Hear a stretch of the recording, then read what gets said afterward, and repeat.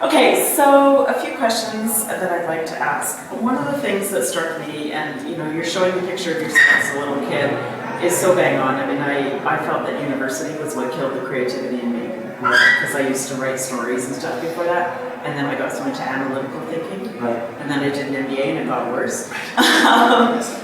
So the question in my mind is, particularly within large sort of bureaucratic organizations, even if they want to encourage creativity, is it really feasible and sustainable? Is there any way they can really do that? It really depends on the structure.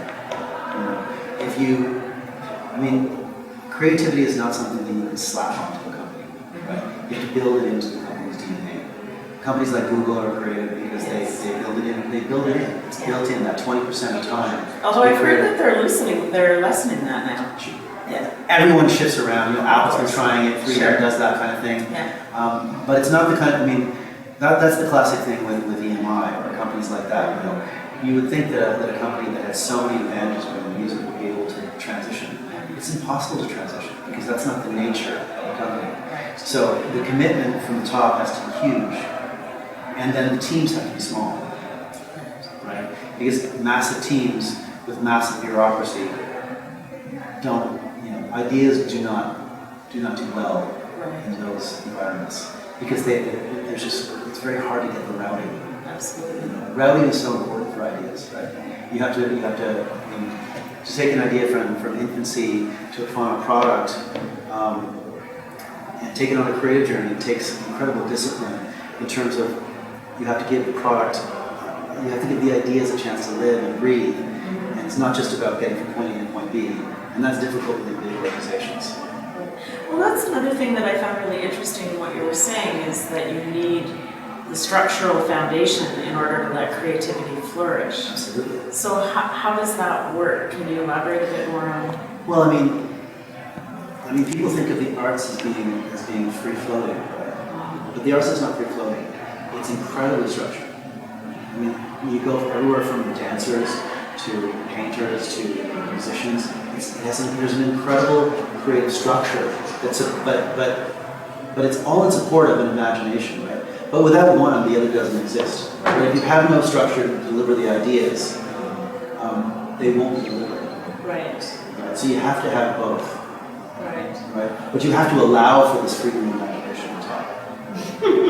So it's a difficult balance. It is a balance, absolutely. But you're right, I've been on modern dance boards, and you're quite right. They go in, they rehearse, they it's practice. Intense. It's very intense business. It's a business. It's an intense business. Yeah. And to say that, and that's the thing that people don't realize. From the outside, the arts looks lots of fun, but there's anyway, it's very very structured. Yes. One of the things that also really resonated with me, you sort of commented about you've got these 500 different things on the go. How do you focus? I have teams that work on different projects, and I'm very good at flipping. Okay. Flipping, and I'm very good with disengaging my creative thinking from the genre itself. Mm-hmm. So the idea being that if you are too married to your discipline, it becomes very difficult to see the angles and become interested in other things. So for me, I've somehow been able to disengage that. So I find technology as interesting as music. Right. Or I find many different things are as interesting as other things because the process that goes into them is the same process.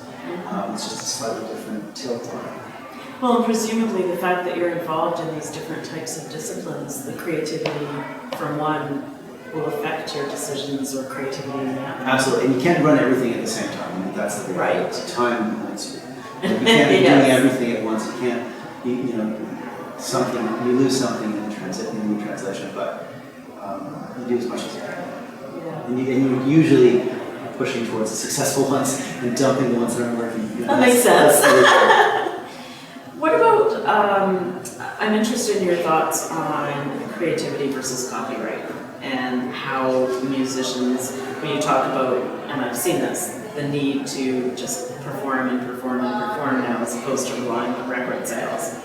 But as everybody, where do you draw the lines between what's an appropriate mashup or borrowing of somebody else's content to create your own versus? Well, I mean, and that's always the balance, right? I mean, if you're stealing somebody's vocal and using it in your song, they're gonna want a percentage of that. Yeah. If you're taking the impression of the bass line, it depends. It's a gray area. If you those are all, I mean, those are gray areas. Mm-hmm. But I mean, I always think of artists as thieves, right? And I think of entrepreneurs as thieves as well. Right. Like our job as entrepreneurs and artists is to suck the best ideas around us, hold on to them, and then strip away all the crap, and then meld the ideas that are good together and make new things.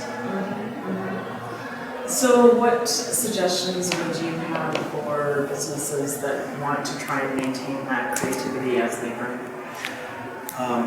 I think that you have to invest in your creativity. Okay. You have to invest time, money, people into creativity. You have to build small teams. And how small is small? What's a size after which it doesn't work? For initial ideas, it's no more than, say, every team is different. That's the thing about it, from 3 to 10 people. Yeah. Somewhere in there. Yeah. Beyond that, with a hierarchy within that structure, right. Within that, say, 10 structure or that 5 structure. But that's for initial ideas, for generating new ideas that are sparks, right?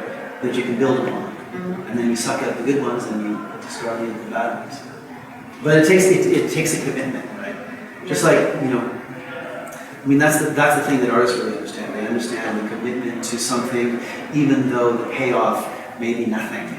It's very likely to be nothing, right? Yeah. We're committed to things because we love them, and we will do them for nothing, right? Because we love it and have to. Yes. And that's the big rub, right? So to get really great ideas, sometimes business has to commit enough investment. If they're willing to get nothing, it doesn't work out. Yeah. Which is pretty hard. Which is really hard. Yeah, especially when we've got stock markets that penalize that. Exactly. Right? And it's very difficult. So it's not easy, but it's like an investment, right? But I think about this a lot. I mean, if in the world that we live in, is time spent on creative thinking and investment or expense? Depends on your worldview. Depends what you think of the internet. If you think it's here to stay, if you think that change and revolution is here to stay, or if it's a fad. It depends where your business is, right? Like if you're making a widget and you can make the same widget from now to eternity, you're still going to make money, then you don't really need to invest in anything. Right. But if your business is going to be affected really heavily by change in the next 5 years, then there's a much greater incentive to be innovative, to be creative, to invest in those things, because those are the people that are going to understand change and be able to move quickly when they need them. Right. You commented that with the internet, the skills that we need to be learning and teaching even at the grade school level are different. One of the things that of course has occurred to me is, why do we still force memorization? Does that make sense? Well, it's a balance though, right? If you're going to be a doctor, I want you to be smart and learn lots of stuff and get crammed into your brain. Yes. Right? You need to have. But I also want you to be willing and able to look up what's the most recent research. Absolutely. But it's a balance between those two things, right? But for many, many things, the information is different. The way we gather information is different. It's no longer about, memorizing very specific things in a specific order. Everyone learning exactly the same time, the same way, in the same subjects. For me, it's much more about encouraging kids to follow things that interest them, so we maintain interest. Because that's the hardest thing, right, for kids, is to maintain that sense that education is a fun, interesting thing. Right. And that's what you want. You want them to be interested in what they're learning. And it's the same with adults, right? Adults are interesting. Most adults have stopped learning by the age of 30. That's a scary thought. But learning things outside of what's specifically related to their job. It's true. It's very rare, even for myself. I was in music. I had a career in music for a long time, and it was only when I started to really get back into learning again, where I was like, oh my God, learning inspires learning, right? And so when you refine that, this is the thing that kids need to have throughout their education. Right. Not be turned off by education so they don't want to learn. Right. Learning is incredible, right? Learning is where it all comes from. Yeah. And so when you hit that trigger in later life, it's like, wow, this is a great thing. It's fun. So what got you into the whole business side of things? The need to make money? I mean, beyond the need to make money, I mean, money is all for everyone, so it's an impetus.